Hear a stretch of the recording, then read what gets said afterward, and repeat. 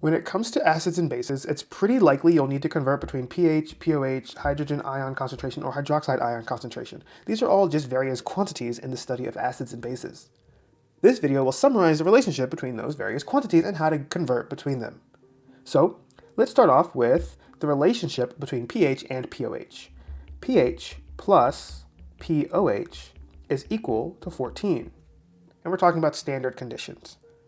That means in order to find pH or pOH, all you have to do is subtract 1 from 14. So suppose you have the pH and you need to find the pOH. The pOH is going to be calculated by taking the number 14 and subtracting from it the pH. The same can be true for pH, calculating that from pOH. To calculate pH, you're going to take 14 and subtract from it the pOH.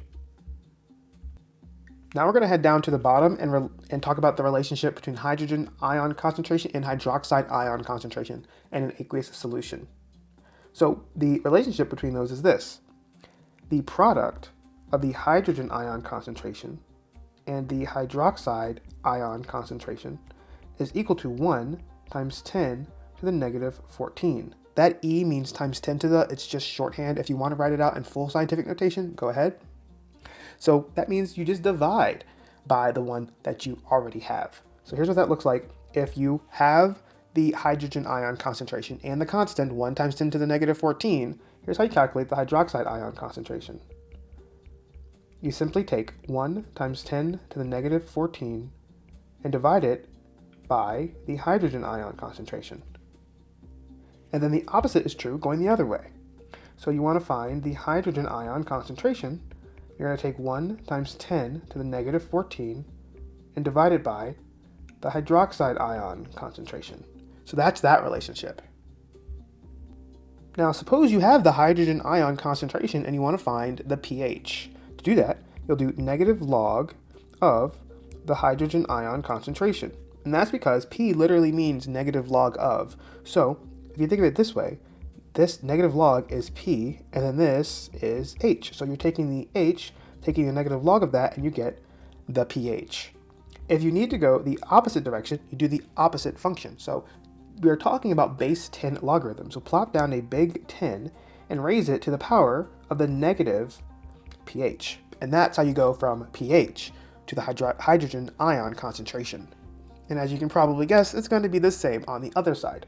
So if you have the hydroxide ion concentration and you want to find the pOH, it's simply going to be the negative log of the hydroxide ion concentration.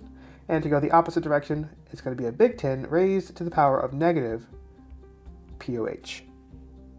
So this video summarizes the relationship between pH, pOH, the hydrogen ion concentration, and the hydroxide ion concentration.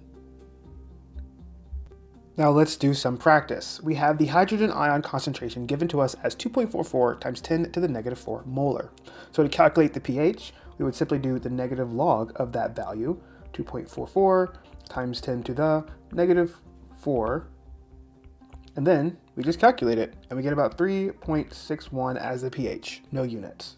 Now that we have the pH, we can get the pOH by simply doing 14 minus the pH, which is going to be equal to 14 minus 3.61, and that's going to give us about 10.39.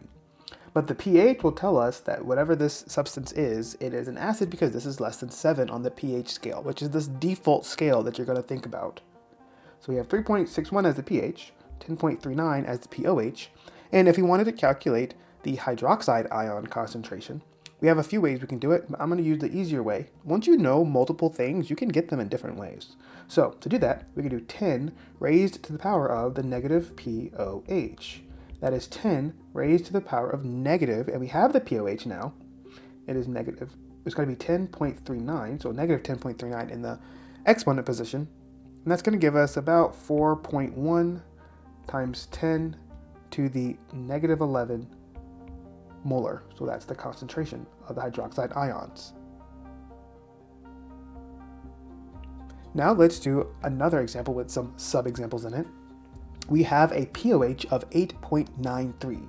It's pretty easy to get the pH. You just do 14 minus 8.93, and and that's going to give you a value of 5.07.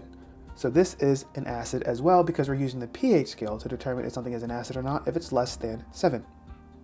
Now we can do the hydroxide ion concentration. We have a few options, but one of them is clearly more direct. Since we have the pOH, we can just do 10 raised to the power of the negative pOH is going to be equal to 10 raised to the power of negative 8.93, and we're going to get about 1.17 times 10 to the negative 9 molar. So that would be our answer for here. And then lastly, we have to get the hydrogen ion concentration, and there are two ways to do it. We could use the pH. Now that we have the pH, we could use the pH and get the hydrogen ion concentration that way, but we also have the hydroxide ion concentration, meaning we could get it this way. I'm going to show you what it looks like to do it this way. Even though it's a little bit harder looking, it is another valid way to do so.